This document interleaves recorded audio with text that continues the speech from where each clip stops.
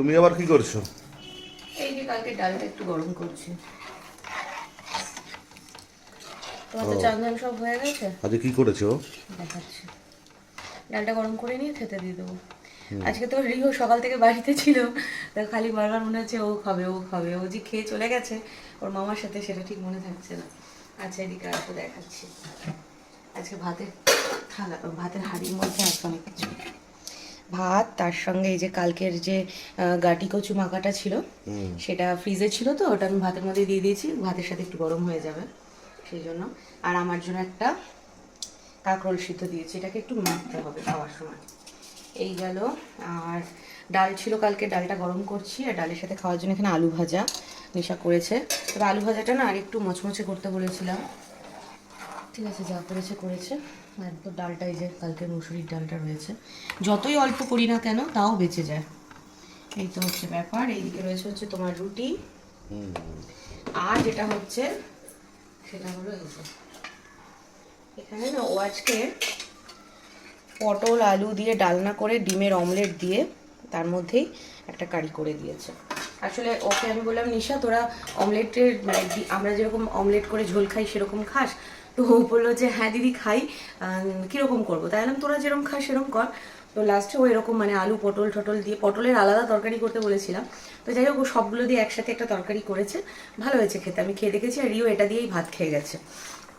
ডাল গরম হয়ে গেছে। তো এই হচ্ছে আজকে আমাদের লাঞ্চের মেনু। আর কালকে যে চিংড়ি মাছ ভাপাটা করেছিলাম সেটা একটু রয়েছে, ভেবেছিলাম সেটা দুপুরে বার করব, কিন্তু আর করলাম না বার, ওটা থাকুক, রাত্রেবেলা বার করবো। রিওর জন্যই রাখা ছিল।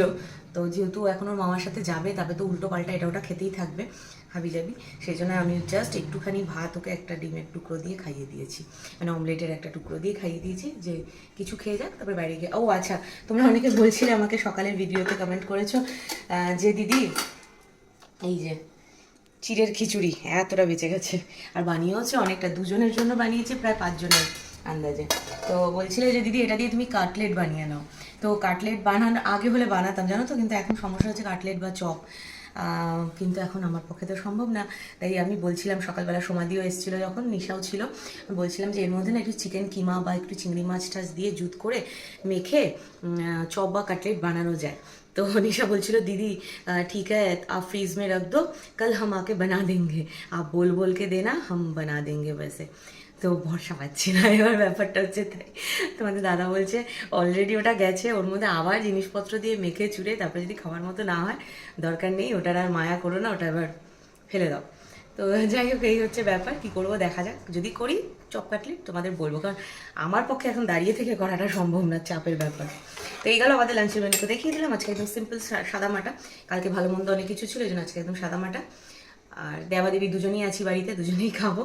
চলো তোমাদের লাঞ্চের মেনুকে অবশ্যই কমেন্ট করে জানিও। টাটা।